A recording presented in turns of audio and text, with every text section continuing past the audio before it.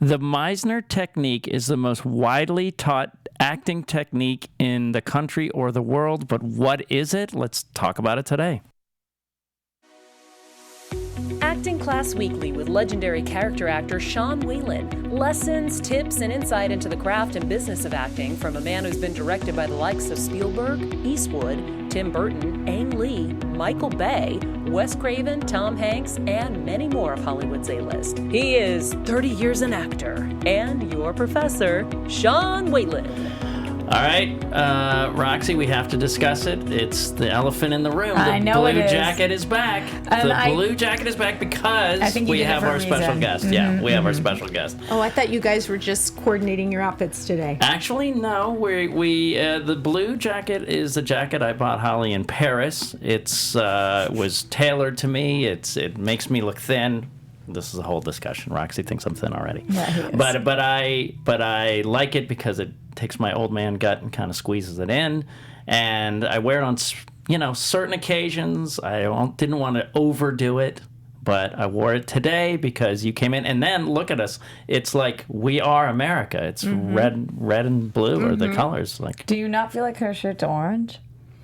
is it orange? I wasn't going to correct you. I just thought maybe you had a color issue or something. Yeah. Really? It's not red-ish? It's orange. You know what? Yeah. It looked orange when you walked in, but it feels redder next to you. Oh. To be really honest. Because I wonder what that means about me. because you've got the bright blue, I think. Oh, there we go. There we go. All right. Here we Wow, go. So fancy, anyway, Jeff. it's back. It is back. So we're going to talk about the Meisner Technique, and the reason I have my friend Holly here is because she actually studied with Sandy Meisner, and we're going to talk to her today about what that was like. We're going to break it down. What is it? Why are people so interested in it? Why was it an offshoot of Lee Strasberg and Stella Adler? What's different? And it is really popular today, and we're going to find out why we think that is as well. But before we do that, we're going to talk about my week, Sean's week. Ready? Well, who am I and who's in the booth? Oh, I didn't even introduce don't you even wanna guys. say who we Wow, I are? don't even introduce you You guys. just want to go right to your week, Sean. It's typical actor. Typical, no, and that is actually not good for For Meisner, Meisner. right? Because I'm not working off of anyone else. I'm all being about you. self-centered. Yes, it's terrible. But then again, Terrible. I was all about me there. Yeah, no. You were already moving on. No, No, but but you you did were that off of correcting it him. wrong, right? You were working off of my neglect of you. So There you go. The I'm shame, the so horror. sorry. I'm ashamed of myself. As always, Miss Phenomenal Roxy Striar's with me. Well, I can't be that phenomenal. No, I think you do have every right to be. Thank you. And thank you. Mr. Funtabulous in the booth, Jeff Graham. Feeling fantabulous as always, and instead of saying Sean, I will say hello, Professor Wise. That's my moniker here. But today's when you picked to bring that back. I know it's a bad, a Professor Selfish Professor today. Wise, though. Professor Selfish today. Professor had wiser intros. That's what we'll call you today. Yes, that's my little long. shamed. And then, as I mentioned, my friend Holly Gagnier, a teacher at Playhouse West. But before we get to talk to her about all of this, we're going to talk about Sean's week. 1, 2, 3. Sean's week. Oh, I went. Whoa. Wow, and I love that she worked off. Sorry, one more time. I'm going to hop in too. 1, 2, 3. Sean's week. I loved. Whoa, with We sounded like Wilson Phillips. Yeah. That is way too complimentary. That is way too complimentary. But I love it, and I love that we all worked off each other and lived in the moment and went with our gut instincts, all Meisner things. So my week this week, I have all like these projects I've been working on the last couple of years have kind of resurfaced. Crust, as I told you, my horror comedy finally is going to be broken down to a 30-minute segment of an anthology. There's going to be 3 short stories, 3 half hours, and I'm taking a 90-page script and knocking it down to 30 pages. Which is no easy feat. There's blood on the floor, man. My writing partner and I it's so tough to break it all down. To get rid of all that dialogue you love, those side characters, everything that It's like makes it the fun. writer's version of The Biggest Loser. Yeah. I mean, it really is. It's so... What a showcase. It is. It is so... She's on AfterBuzz. She's right in the zone. Great point. And then, Psyche on Vine, a play we did a year ago, we got some new interest. My partner, Doug Van Beber, has a connection at a place. It's very general. Doug actually said the other day in a meeting, like, you can't talk about this in any way specific, but we got new But you're going love. to anyway? I'm saying we got new love for it, and it's being developed into something pretty special at a cool production company. That's all I can say. So that's Fancy. exciting. Yeah, that's really fun. And then I finally had my meeting with Peter Lenkoff, the showrunner of MacGyver and Magnum PI. And Hawaii Five-0, we kind of caught up. We talked about Jury Duty, the Pauly Shore movie where we met. I thought it was gonna be a cool intro to like Hawaii Five-0 music. I think we're just upgrading studios. Yeah, We're hearing there some we buzzing. go. We're hearing some buzzing. All right. But what happened to your groundling skills just there? What do you mean? Where were they? Why? I was trying. I thought it was like the beginning chords of like a cool Hawaii Five-0 type music or something. Do you know what I mean? Because all you did, you just stopped and you listened. I know, and I thought it was gonna like kick into like and you were like, you were ready. Yeah. I was ready to rock. Yeah. But that was really interesting and listen, guys, and this. If that's me. Oh, that one's you. Is it me? I mean, we're playing his bell. We're playing a It's his whole Pavlovian. a whole chorus for you guys today. Yeah, we got noises. And we with the got construction this. again. Yeah. No, it's not based on that. And the chimes. Yeah, but it was interesting in this day and age, and I think Holly can agree. When we first started, Holly and I, it was always play it cool, but now people are way more direct of going, hey, man, I'd love to be in your project. And that's what I've learned more. So I said to Peter Lenkoff, hey, I'd love to be a recurring character on one of your shows. That's a nice way of saying as we get older, we need to beg. No, it doesn't sound like that at No, all. but I actually, like, the filter is off at that point. You've worked enough where you've earned the opportunity to say, hey, I would love this. You're being more forward. And they threw me a curveball when I did his show, and I handled it really well. So I was kind of like, hey. But we had a really good time, and obviously I sent my nice thank you letter, which please always do when you have meetings in this town You or think anybody. Always handwritten, Sean? Not all. It doesn't have to be handwritten, but you must have some sort of acknowledgement of some. Either if you're really communicating on text, a really nice thank you text, or at least an email or something. So nothing stalkery, but always nothing nice stalkery. Yeah, exactly. And I got to work with my favorite director, my daughter Amy, who once again was super brutal. My 15-year-old is now taping my self-tapes because she's so harsh. I mean, so harsh. And I was so excited about this one. I felt really prepared. I had this big emotional scene where I get all upset and start to cry because this cop is scaring me in the interrogation room. And I did it the first time, and I'm thinking, this is going to be easy breezy. And she's like, I don't know. It's kind of like a cartoon. I don't know what. I don't believe that at all. Are you faking sad? And I was like, oh my god, Teenagers. she's tough. The She's gift really they keep tough. on giving. Yeah, Teenagers. Yeah, it was really, really great, but it was really fun. So that was a lot of my week. Plus, Roxy and I had a really good coaching yesterday. It was really good. It was great, wasn't it? Yeah, it was really good. We got there. We got there. We were figuring stuff out and when playing with line. things. Yeah. You know, there's like the 3-line things. I gave her like a very simple 3-line thing, and you can, try to figure it out left and right. But unless it feels natural, those are some of the hardest ones. Oh, an audition with a little co-star. Those are the hardest, most difficult with things just to a do. few lines, and all you're supposed to be is normal. And there's not even anything to dig into. So we had a lot of fun too. So it's been a very, very busy week, and getting ready for my daughter to go to college in a couple weeks. So getting all that coffee in, John. And we got excited about. She was very excited to hear that Roxy's from Boston, and that she gave us some Boston tips. Oh, you're not even ready for half of We're them. so Boston excited. is the best. She was The so best. excited. Yeah, she was very excited about that. Before we jump into the Meisner stuff, let's hear why it's important for you guys to engage with us. Roxy, will you tell us a little bit about AfterBuzz and how it works here? Well, absolutely. At AfterBuzz TV, we do coverage for all your favorite TV shows, and we also have specialty shows like Acting Class Weekly with your very own Sean Whalen. Yes. Here's what you guys can do to help, though, because we are providing all this content to you for free. Here's all we ask for you to rate, comment, and subscribe. So why does that matter to us, guys? Why do we need them to rate, comment, and subscribe? Right. I'm going to tell you, you don't have to answer that question, Holly. You don't have to answer anything you don't want to.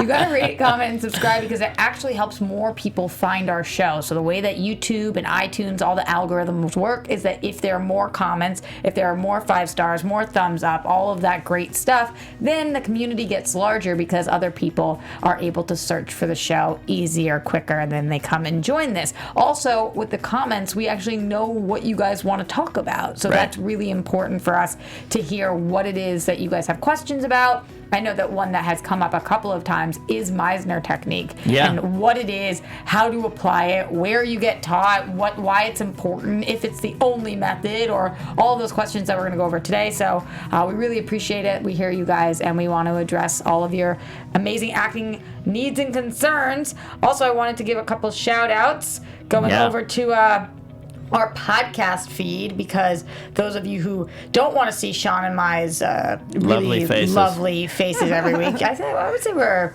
pretty interesting looking duo. Yeah. With the blue jacket, they've got to have checked us out a couple of times at least. Then maybe you guys only want to listen to us via podcast, and so the people who have done that, who've gone over to write those reviews, we absolutely adore you guys, and I want to read a couple of them out loud for you. Nice. So here we go. Let's go with appreciation post. This is from Who Dated. Okay. I don't know what that means. Not me. Me neither, girl. It says, I've listened to every one of the shows twice. This podcast has really helped me get my acting career going. I've found a class that works for my schedule, and it's helped me gain confidence in my acting. So thank you so much, Sean, Roxy, and Jeff. Please continue. Nice. We appreciate that. That's awesome. A pretty great one. Another one that's called Gold Mine of Information from Emily Malden. I have a tendency to butcher people's names, so I think that's Malden. M-A-U-L-D-I-N. Yeah. No, well, good enough. Malden sounds good. Emily said, that I can pronounce, I didn't know how much I needed acting class weekly with Sean Whalen. As someone who's just getting into acting, this podcast is insanely helpful. Sean provides great insight on the industry and wonderful tips on how to improve yourself, not only as an actor, but as a human being. From this podcast, I've learned that it is imperative to be kind to yourself and know yourself well in order to be successful. So thank you guys so That's much. true. If you are here, don't forget to leave 5 stars and write something. We will read it every single week. We try to do 1 or 2. Yes. We love you. Thank you. Thank you so much. So let's jump in and answer these questions. Yes. Firstly, let's get a little background about Holly and I, and then Holly herself and how she has the authority to speak on this. How did we meet? We always say that with our guests.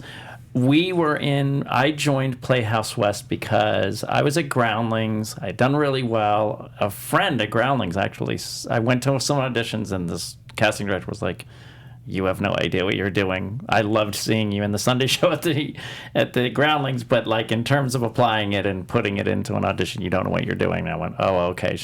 And because then at UCLA, they taught you nothing about that? I only was there, remember, for a few times, and we were just in a really great acting technique class for the first semester. And so that had been a while. And then a good friend of mine at the Groundlings said, listen, you got to go kind of backwards. If you've never done like real acting technique or anything, you should do that. So I forfeited my slot at the main company. They were doing a vote, and I said, nah, just take me off the ballot. I think I need to learn how to act. My roommate, Doug Van Bever, was at Playhouse West. He enjoyed it. And I came into the beginning class. Now, at that point, Holly, you were either advanced I was teaching. You were teaching already by the time I came in? Wow. But not a lot of classes, no, right? We but only you had were, a few at that point. Right. Other people than Bob Carnegie, who founded Playhouse West, was with Jeff Goldblum. So that's how we met. And then Doug knew Holly really well. And then we had our You Christmas met because she was your parties. teacher, or because she was Doug and I came up in class together. Yeah, so Doug was ahead of me. Yeah. And then we always had our holiday parties. Did you come to one of our famous holiday parties? so. Probably at our apartment. Yeah. We had some pretty rowdy Where was holiday my parties. You were in the womb, so Good you for were me. not even It was born nice yet. and warm in there. Yeah. And then I found out recently, we have teacher meetings at Playhouse West, that I didn't even know that Holly actually studied with Sandy when he was in Southern California. The 2 most terrifying years of my life. It was for 2 years? Yeah, it's a 2-year program. Wow. That is so crazy that you actually studied I with him. actually studied with him. So can you give me a little bit of history between Sandy, Jeff, and Bob, and how they kind of got together to do Playhouse West? Well, Bob studied everywhere. He studied Right. with Stella. He studied at the Actors Studio. He was kind of like me in the sense that we had literally taken from the best teachers in the world. And then he and Jeff had William Esper. Okay. And they had Bill Alderson. And they both decided, they were very good friends in New York, and they decided to move out to L.A. together. Let's talk about who Bill Esper is Bill Esper to Sandy. He was a student of Sandy's. Right. He teaches at NYU, I believe. And he is, up there with he currently has a book out, probably one of the more, other than Robert Carnegie, knowledgeable people on Sandy's work. He was a student. Directly, he went and worked directly with Sandy. There aren't a lot of people that did that. Sidney Pollack did it. Right. A lot of people had him. Yeah. Me. Yep. And when she says like the difference between Robert Carnegie and Bill Esper is they would sit right next to them. They would literally sit in all of his classes for years. Yeah. Years and years and years, and have collected notes and notes and watched how Sandy evolved and how the actual technique evolved a bit as Sandy taught longer and longer, as you evolve as a teacher just like you evolve as an actor. Exact. So Bob and Jeff moved to LA. Okay. And there were no Meisner schools out here. Okay. And so they started just like a rehearsal group of people that had either had Sandy or they wanted to introduce to Meisner Technique. And that group had Michelle Pfeiffer. I mean, this group had huge names. What year are you talking? Ish. Oh, early 80s. Yeah. Early 80s. Yeah. And they reached out to Sandy as time went on in the mid to late 80s and got him to come out to Los Angeles and teach out in LA. He wasn't teaching at the neighborhood Playhouse anymore. And so he came out to LA. He taught at Playhouse West, and I first had to meet with him, and you went to the West Indies and studied with him in the summer in the West you Indies. went there. I was in the West Indies Oh at his my home for a God. whole summer. That's At his home. incredible. At his home in the West Indies on the Yeah, he island did like of, a small. it was a How many small, people? It was 20 of us on the island of Bequia. Yeah. And you worked every day, and then you, in the afternoon, the late afternoon, you could go up and visit with him and pick his brain, which I did literally every single day. How Wow. were you selected to be in this group? You had to meet with him. And I he had a would- very similar thing as you. I'd studied everywhere. Yeah. I'd worked a ton. I did my first commercial at 3 years old. I've made my entire adult living as an actor. But I'd have a great audition, then I'd have a terrible audition. Or I'd have Right. a great take and then a terrible take. And I studied with people who Yeah. I was with Milton Casellas. I was everywhere. Right. But I didn't know literally absolute basic fundamental. I had never been taken from basic technique. And I met with Sandy, and he said, look, this is going to be the equivalent of you going to kindergarten. This is as if you have a PhD and you've got to go back to kindergarten. Right. Do you think you can do it? And I said, I have to do it. I want to do it. And I did the same thing. I called my agents. I took a year off. Right. And I went to the West Indies, and then I came back to LA. And out of the 2 classes in the West Indies, he would form 1 class of people. Not everybody that was in the West Indies were invited into his class. How did you ensure that you would get invited? You had to be damn good. Right. So it was at that point, it's about talent. or like in advance, but also probably committed. No, it and- was more about your commitment. He knew everybody progressed, and were at different levels in their career and who had worked and who hadn't. But it was more about how hard were you willing to Right. work and practice and show up. Guys, listen to my other podcasts. I talk about this all the time. Dedication, making yourself easy to work with, easy to be with. That's who people want to work with. And Well, that's- yeah. I mean, Michael Jordan didn't make his high school varsity basketball team. Yeah. He did something right. Right. So you work with him at Playhouse West. So this is why Holly's here. She's worked directly with him. She knows all about it. But who is Sandy, right? We keep saying this, but you guys don't even know who he is. I did This talk first name about basis this. you guys are on is blowing my Sandy mind. Meisner, sorry. But I talked about this on a podcast a while ago, but I've talked about it before, how everything kind of changed in the early 1900s with Stanislavski, and then a group of people from New York went over and studied with him. He influenced them, and they started a thing called the group theater in the 30s.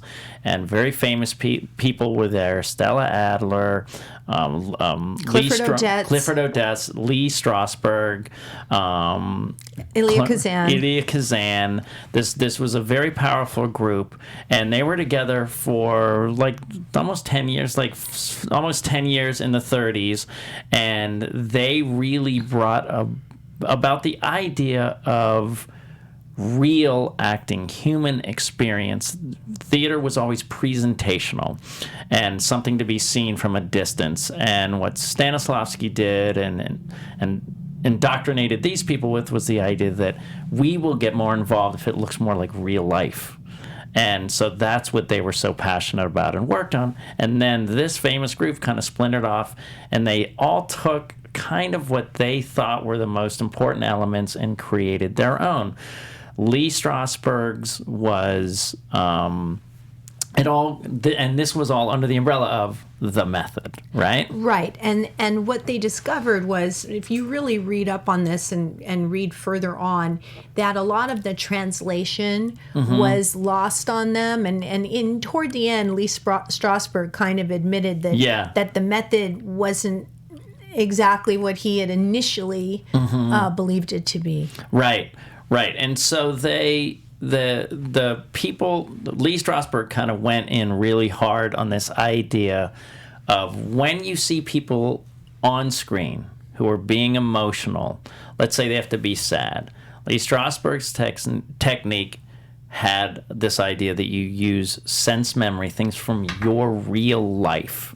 And let's say you had a trauma when you were 5 and you saw your aunt get hit by a car or something horrible, and you would call it up. Well, something you want to be calling up every day. Yeah, right, exactly. And this was the idea that when you start to dig in, and listen, there's rumors, and I don't know how you feel about this, Holly, that this is what messed up kind of Marilyn Monroe, because she was so fragile. Well, it messed up a lot of people. She was so fragile, and they kept on digging into these things. Now, unless you're really mentally healthy, which I don't know anyone who is while they're trying to figure things out in their young life, or have really good therapy or something to work this out, it can just dig up stuff and then it just sits there.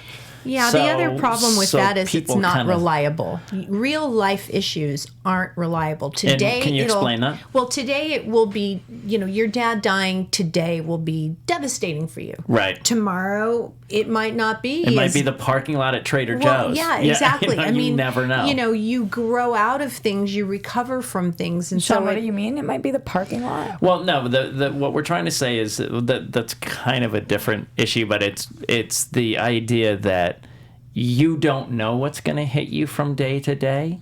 And if you say, oh, my father's death when I was 10 or whatever, and then you start to go, well, that's what I got to do to prepare to be sad, right? Well, one day you might honestly be more sad about the parking lot at Trader Joe's, and you go, no, I shouldn't do that. And it's like, no, if that's what's hitting you, you should. But what she's saying is the other problem with change. That is that it creates these angst-ridden creative people that think in order to be a good actor, you can have had a picket fence, picture-perfect life with incredible parents and head cheerleader and all those things, very much like Meryl Streep, quite frankly, until her boyfriend died, and still be an amazing actor. You don't have to have suffered with all this personal, miserable stuff. Right. You can actually try something called your imagination that you've been born with, that you've been using since you were 3 years old and staring out the window, and someone one day told you to stop doing that. And, you ran around the house when you were little with a towel around your neck and you were Superman. Right. You have to enlist that. You have to have the imagination of a 3-year-old. And that wasn't what I was reading. Was there early on, they kind of pushed against Lee Strasberg for that. So Lee Strasberg when goes. You say they pushed against the group theater, other group theater teachers, Stella Adler and really Sandy were the two most prominent. And so then she came because then she went to Who's she? Stella Adler, Okay. went to see Stanislavski, and then what she took the most was the physical act of doing things, like living it out, the movement and things like that. So that was her emphasis. But then Sandy was obviously moved by her thing, but he also was against Lee Strasberg's. That's how his method was kind of formed. He kind of took everything they were learning as a group, kind of like religion or any group, basketball coaches, it doesn't matter what it is. Philosophies. Yeah, right. and kind of pared it down into, those books like Physics for Dummies. He pared it down into such simple terms that the end result, acting-wise, looked so real and so human because it was so simple. You look at Robert Duvall, you look at Diane Keaton, their performances are just so honest and authentic. And that's what started to happen, is there was an authenticity to that style of acting that connected with audiences. People would go to the group theater's performances, and the top rows of these Broadway shows that were the poor tickets, those were filled with people from just everyday life because they felt that their voices were finally being spoken, right, of the lives they were living. And that was their passion, to break down the wall, to say theater should be for everybody, and that was really their passion. So breaking down what it is, there's just basic tenets to what Sandy teaches, and one is working off the other actor. If you guys were sitting here, perfect example, and I always love to use examples from the actual show. The way you looked at me and kind of gave me a hard time and said, hey, you forgot me, you forgot to introduce us, right? It would be a completely different experience if you were just staring at me with dagger eyes and then just said, wow, you forgot me. That would make me feel a lot different because you affect me. And so he took this idea that we are affected by the people who are around us, and he wanted to make sure that that was really important, and to, as we were joking around, not be self-centered and work off of the other people and how they actually make you feel. So that's one basic tenet. You figure when you look at life, your responses all day are to what's happening to you. Right. Whether it be the guy at Starbucks or your sister or your boyfriend or your lack of a boyfriend, life is happening to you and you're responding to that. You're not self-generating emotion and this and that. It's as a result of what is happening to you or and lack your thereof, point of view, right? And your point of view about it. Right. Secondly, we just kind of mentioned briefly that, we didn't want you to dig into your own life, and Holly touched on this. Use your imagination. So instead of using something devastating from your real life and you had to be really sad, you could say, I imagine that I had a dog because I don't and I haven't. But I had a dog since, in my late 40s that I loved, that I bought, that was when I was going through a midlife crisis, and it helped me through that, and this dog is going to be put down today. Well, I would go through that, and then you use your imagination very specifically, like I'm in the vet, I am walking him in, I'm laying him on the table, and that will bring up my emotions. But the most important aspect of that is you have to connect with that. That might not work for her. It has to be something personally that you understand. I can give you the easiest example. I coach kids all the time. I have a huge kids coaching clientele, and the big thing right now, because of 13 Reasons Why, is suicide. Okay? That's a big common topic. Well, try coaching a 9-year-old on an episode of a show where they're contemplating suicide. Most kids don't even know what that is. Right. So you break it down into its most simple human terms. What is the human element of suicide? Giving up.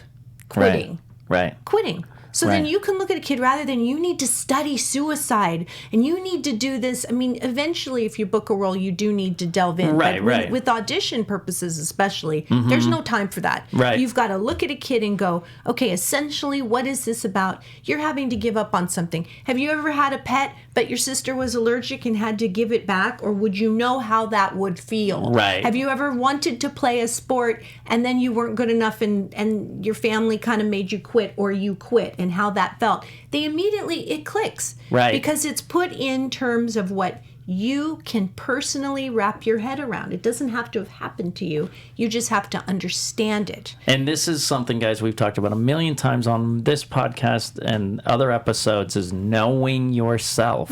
So how to settle yourself for a headshot, know who you are, that way. But again, knowing yourself for this too. What does move me? So for me, if I had a beautiful dog during certain times of my life, and if I was putting it down, then it would move me. But if I was saying, oh, it's the loss of this house that I liked, that might not do it for me. Right. So you have to know yourself and find it personal. In that way, you guys were saying that it had nothing to really do with life experience. But to me, it totally does have to do with life experience. It has to do with your understanding of life. Right. You don't have to have experienced But it. your understanding of life, does that not have to do with your life experiences? No, because you might have been raped and it's so close to home that you could never even deal with that in your acting. Right, but the way that you're describing to the students that you're teaching the children is relating it to things that they could understand. But they don't have to have lived.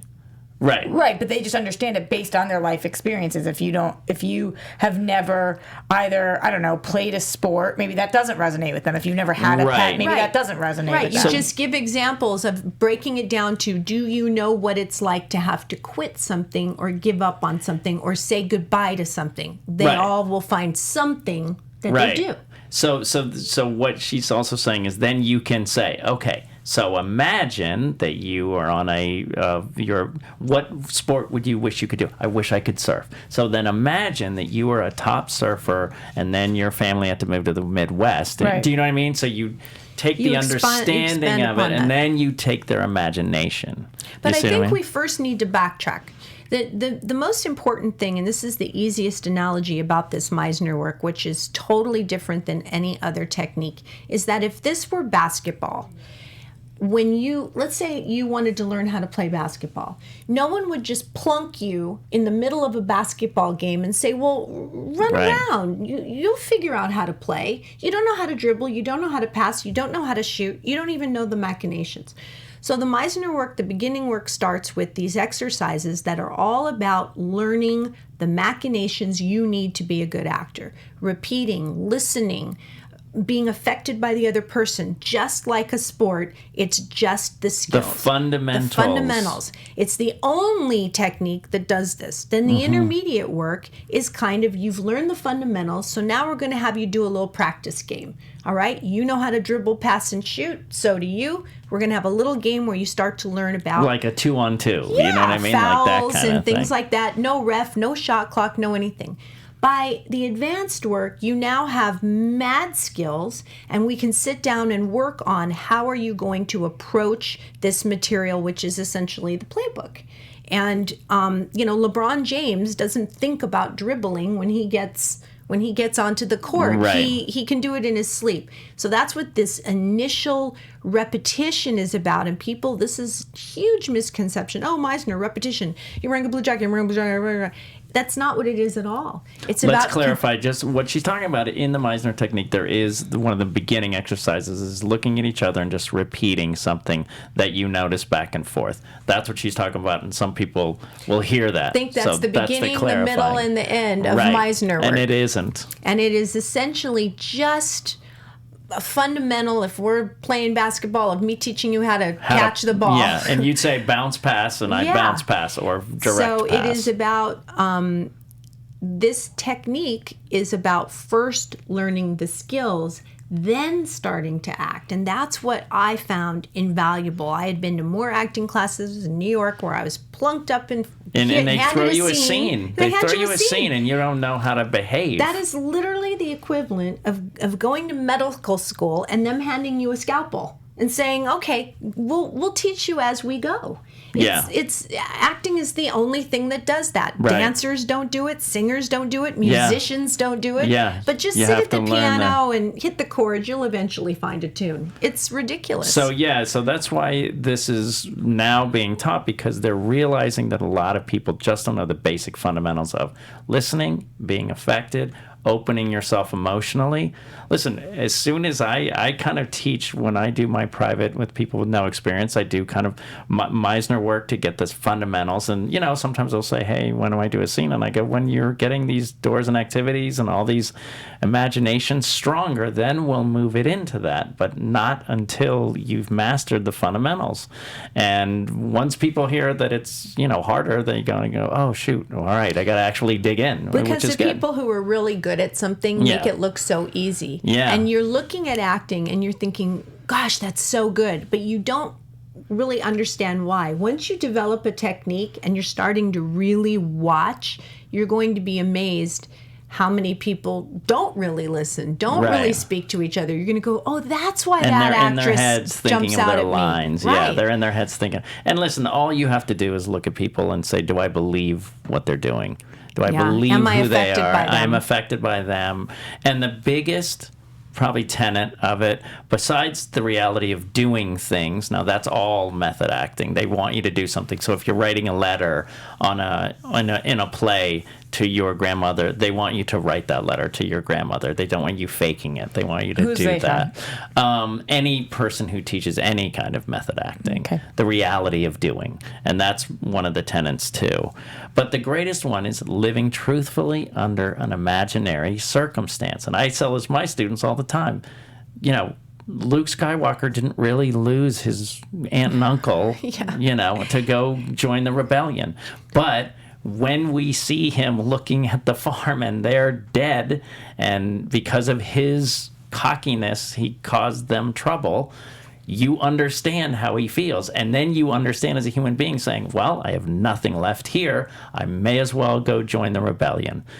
That's an understandable, even though it's a completely imaginary circumstance. That's a huge, huge thing, is living a truthful life in any imaginary circumstance. And that's even more these days because most of these actors are working off of green screens. CGI, all sorts of, post So stuff. The imagination stuff is huge, and that's why I think that's why Sandy's method is probably one of the most popular right now, because the imagination. And it's so simple to teach if it's taught properly. Unfortunately, there are a million people out there that are like, yeah, I've had Meisner, I teach Meisner. And then when I start to really question them, and it's like, actually, no, you don't understand what this is really about and how this really needs to be taught, because you can mess somebody up just like anything. So we this dovetails nicely into how do I study Meisner? And here's what's exciting that Holly and I were actually talking about outside, and something I really learned from going to staff meetings with Bob Carnegie. It was evolving. Sandy was so you can't say, well, this is the way. Even Sandy grew and changed and let things become more important to him and less, and evolving as he taught over the decades. Yeah, if you're a creative person, regardless of what it is, I think you're kind of always reinventing the wheel. How can I simplify this? How can I add to this? What can I do to help? I notice especially in advanced students have been around for a while, I know what I need to do with them to kind of change it up a little bit. You do evolve as a teacher, no different than you do as an artist. So when someone says this is the only way to do Meisner, be very wary of that. So how do you find a good Meisner school? I would say, go ahead. Isn't that slightly what you just said? That there's sometimes when other people are teaching Meisner, you don't think it's the right way? It depends. My opinion is the proof is in the pudding.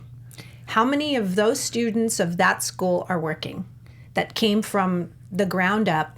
And no different with coaching. Right. Are your people booking? Yeah. And, I think the proof is completely in the pudding. If you have no actors booking anything, something must be wrong. You Right. look at a school, a reputable school like Playhouse West, you're going to see how many people are working. Right. And, no different than if you're training at a particular, you have your kid in gymnastics, you're going to look for what gym turns out the best gymnasts that go on to the Olympics, that go Or on to get scholarships yeah, or same anything. with colleges. When you're looking Yeah. at colleges for sports or whatever, you're going to do your due diligence and see, well, who have these schools and these people turned out? Because there's Right. a lot of them. Yeah, so there. That's one way to find a good Meisner school. Now, let's say, Holly, I'm in the Midwest. I don't live in Los Angeles or Chicago, but I want to start to learn about Meisner Technique. What books, movies? I've already said to you guys. I said it. Wendy Smith's book, the real life drama. Oh, such a great book. Real life Sandy drama. autographed my copy for Oh, me. you're so lucky. A really good book. That's about the group theater. Any other books? Well, Sanford Meisner on acting. William On Esper acting. just came out with 2 books. One Right. is called The Art and Craft of Acting. They're incredible. Okay. The Fervent Ears is on the group theater. And then what you can do is find a book on, for instance, Kazan, who was out of the group theater. And while you're reading the book and you're seeing them speak about plays or films, start to watch the films as you're reading the book. You literally are giving yourself an education where you're correlating, what they're talking about in the book and then actually watching the film and studying it. Yeah. I will have my students, even though he was more a Stella person, but I will have my students watch, Streetcar Named Desire, and just to see that's how it all kind of changed. When Marlon Brando was on Broadway, there was phone calls to the police because the thug had walked on stage because he was so real. He was so, and you can see the difference, and you kind of watch as it grows. And then I have them end with The Godfather and go, oh, now that's when everybody, even James Caan, had worked with Sandy, and you can see the difference. Duvall, you can see how everybody kind of raised from when it was kind of Marlon Brando doing the method alone. Well, what was interesting, though, was Marlon Brando was, they all had, oh my gosh, I just had a total brain fart, who they all idolized. He got in the car accident, Monty Clift. Oh, Monty Montgomery Clift Clift. was the kind of gold standard that Right. they were all trying to get to. He was kind of where, what they held as at the time, the guy. So even they had their inspiration and they were studying people. Right. So you watch. So you're saying you get a good book, and whenever they mention so Elia Kazan directed On the Waterfront with Marlon Brando, for Facing the Crowd. Tree Grows in Brooklyn. Yeah. So you could read his book and then watch some of his movies, and that's a really good way to start your education. Now, is it possible, and we just say this and we don't know if there is an answer, but if you are alone and you don't have a good acting class around you, is there a way to practice? What I do is I say, watch people's behavior in grocery stores and stuff like that, and then see how it makes you feel. First of all, identify it and say, oh, they seem stressed. Why? Because they're running with the cell phone, and the way they're talking, and they're hyperventilating and running, and and then see how it makes you feel. That's the only way, but is there any other way that you could kind of practice the technique? I know it's obviously it's with other actors, but I don't know if that's even possible until you get into a class. You can. I think as you go through life and things affect you, or you see a story on the news and something about it does something to you, you can sit there and let your imagination fly. I mean, the number one necessity to be a good actor is to have a good imagination. And that is something that you have been doing on your own since you were little and thought there was a monster under the bed. Right. So, well, actually, to expand on what you just said, when I have my students watch, they'll evolve. They'll first watch people, see how they behave, then see how it affects them. Then I'll say, now I want you to create a story why that guy was stressed. And you come up with your imagination and say, oh, well, he just found out that his court case that he's going to make him the greatest lawyer in Los Angeles got moved from yesterday to today. And all his files are downtown, and he's got to be, in Santa Monica, which is very far away for our listeners who don't know. And that's why he's stressed. And so you build an imaginary story, those are all ways that you can, and that's what Holly is saying, is you can build a backstory or build. Yeah, I do think it's also critical that you become sensitive as a human being. You don't want to just observe people. You want to be affected by things. Now, you don't have to walk around and spend your whole day going, this is crying killing and me laughing and this is killing me. Yeah. But you certainly, if your attention is on someone else, you're going to sense. First of all, we do it in real life. Your mom calls or someone calls you and says, "Hi, honey," and you're like, "What's the matter?" "Oh, nothing." You're tuned in. Right. So if you're tuned in as a human being kind of throughout the day, you are going to, and by the way, that's what psychics do. That's all they're doing, is they're totally tuning into, your behavior. Right. Well, Hugh Jackman said, listen, acting is a way to wake up as an artist. And then he finally said, well, actually, it's a way to wake up as a human being. Yes. Profilers are watching behavior. When I'm addicted to those Dateline shows. They'll say to the perp, "Then what did you do?" They don't say, "What did you say?" Right. Who did you say it to? They say, well, after you found the body, what did you do? They're watching behavior. They're studying behavior. It's all about what was the person's next move. Right. Where did they drive to? What did they do? Who did they call? It's never about what did you say, because if you study film, what you're saying and what you're doing are never the same. I say this all the time. My teenage daughters hate when they say, "How you doing?" "Fine." And I'll say, "Well, I said I was fine." And I always say, and then the line in my house that drives them crazy is, "It's not what you said, it's how you said it." And that's going to inform me. My daughter always more. goes, don't pull your teaching stuff on me. I know, it's the curse of being a child of actors. We're annoying sometimes. Yeah. Well, because we can tell what you're feeling. We know your behavior, and we're affected by it. You're our kids.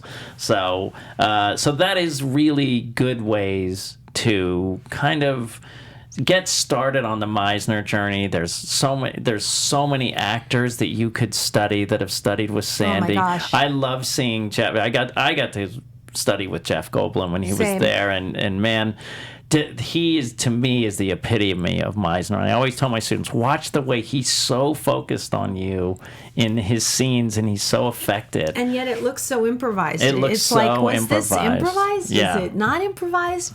And that's the best, is when you don't know if something is improvised or not. I think that is the key result of watching someone that's Meisner trained, is it literally doesn't look scripted. Well, speaking of not scripted, my stories from the set, briefly to wrap this up, is from People Under the Stairs. And Wes Craven, my part I had a guy who had no lines because my tongue was cut out. And all I had at all was to be focused and working off and affected everybody. So it was so great that I got that after I'd studied at Playhouse, because all I was doing was looking and being emotionally reactive to everybody around me, because I had nothing to say. Yeah. So I had to be in tune, and he was just thrilled. Wes Craven was just thrilled that I had that training. And what a way to do it when you have no lines. You're completely affected. So what did you think? Do you feel like, Miss Phenomenal, that you have a better understanding of Meisner? I know you knew a lot of it already, but it's nice to hear you guys talk about it. Yeah.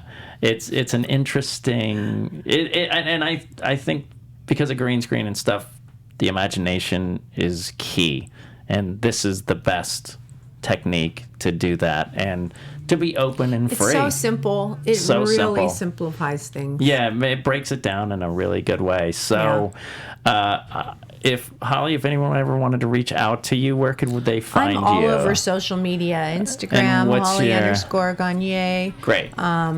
I'm on Facebook. I'm everywhere. Okay, Miss Phenomenal. I'm everywhere at Roxy Striar. Mr. Funtabulous. I am everywhere at Jeffrey C. Graham. I am at that guy SMW for Twitter and Instagram, and Sean Whalen Peeps is the group on Facebook that you can join. So, as always, thank you for letting me be part of your journey. Our founder, Keven Undergaro, and me, Maria Menounos, would like to thank you for tuning in to AfterBuzz TV. Remember, we're not just the first, we're the biggest in the world, and we're the only destination for all your favorite TV shows. Whatever you crave, we've got it. So go to AfterBuzzTV.com and check out our lineup. Buzz you later. The views expressed herein are those of the hosts only and do not necessarily reflect the views of AfterBuzz TV or its owners or principals.